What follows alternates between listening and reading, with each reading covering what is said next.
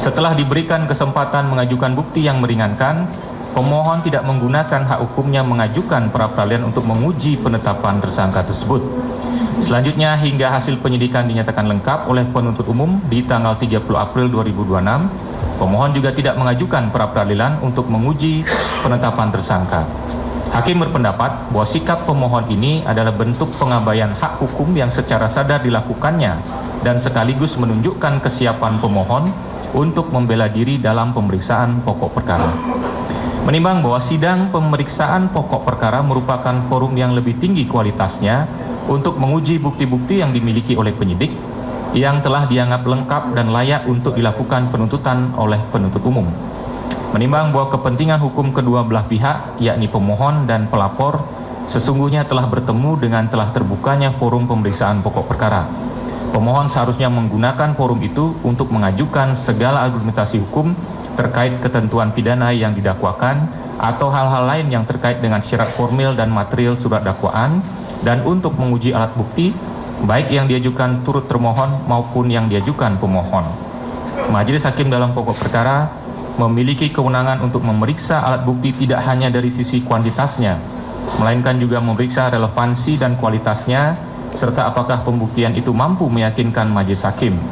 Dengan kata lain, majelis hakim dalam pokok perkara memiliki kewenangan memeriksa perkara dalam ruang lingkup yang jauh lebih luas dibandingkan hakim pra-peradilan.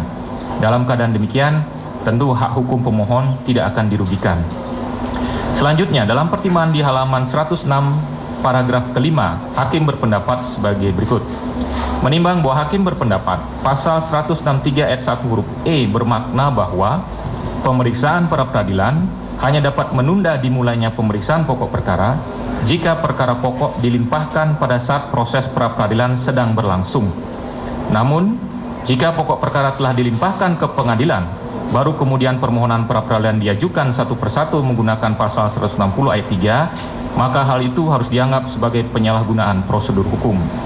Menimbang bahwa hakim pada prinsipnya tetap konsisten dengan pendapatnya, sebagaimana diuraikan dalam pertimbangan putusan nomor 108 Pidpra 2026 PN Jakarta Selatan tersebut di atas. Permohonan yang diajukan dalam perkara ini terkait upaya paksa penetapan tersangka dan larangan bagi tersangka untuk keluar dari wilayah Indonesia sudah tidak relevan lagi. Tidak hanya karena pemohon secara sadar telah mengabaikan hak mengajukan permohonan pra-peradilan untuk menguji upaya paksa tersebut dalam rentang waktu tanggal 7 November 2025 sampai dengan hasil penyidikan dinyatakan lengkap, namun juga karena status pemohon saat ini sudah berubah menjadi terdakwa. Sejak perkara pokok dilimpahkan oleh penuntut umum kepada Pengadilan Negeri Jakarta Timur dan telah diregister, maka sejak saat itu kewenangan terkait perkara telah beralih kepada Pengadilan Negeri Jakarta Timur dan status pemohon telah berubah menjadi terdakwa. Menimbang bahwa sebagai bentuk penegasan pada prinsipnya hak pemohon yang masih terkait dengan upaya paksa penetapan tersangka, yakni untuk menguji kuantitas dan kualitas alat-alat bukti yang dimiliki oleh penyidik dan selanjutnya digunakan oleh penuntut umum untuk membuktikan untuk pembuktian dalam pokok perkara, tidak akan tertutup, sebab pengujian terhadap kecukupan kualitas alat bukti dan penilaian atas kualitas alat bukti tersebut saat ini telah menjadi kewenangan dari majelis hakim pemeriksa pokok perkara yang akan dilaksanakan dalam forum yang lebih tinggi kualitasnya. Terlebih lagi, pengujian yang dikaitkan dengan perumusan surat dakwaan agar bebas dari cacat formil baru dapat diajukan dalam persidangan.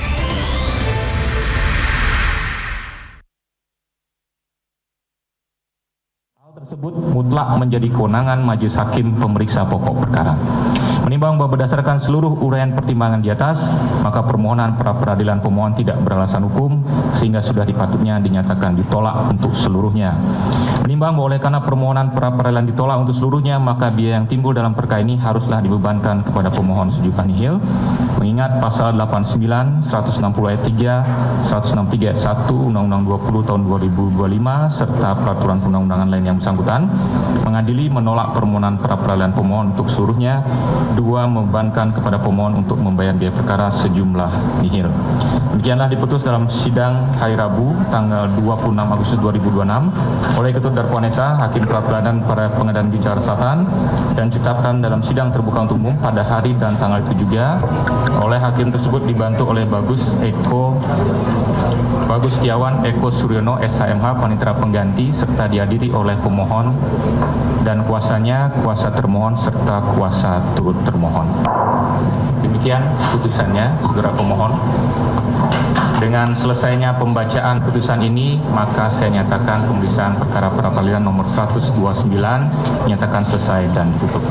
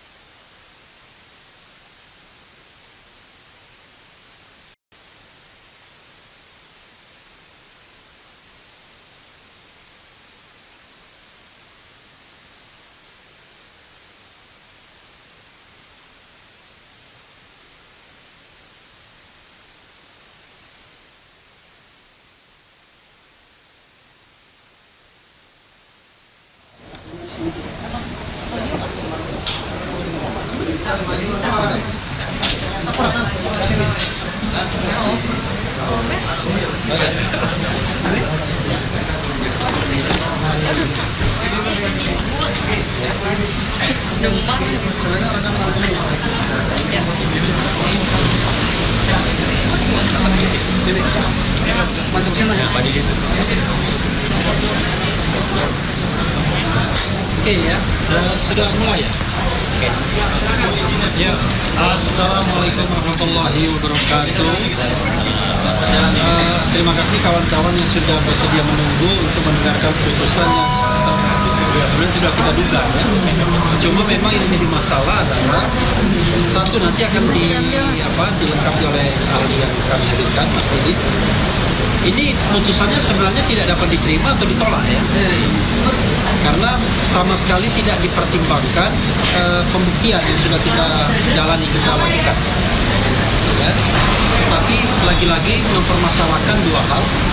Pertama, timing pengajuan yang katanya menyalahgunakan prosedur. Harusnya rentang waktu pengajuannya itu 7 November ketika Mas Roy ditetapkan sebagai tersangka juga ada tertiba, sampai kemudian berkas menyatakan P21 nya tanggal 30 Maret lah tanggal ini ya, 30 April. Nah, rentang itu.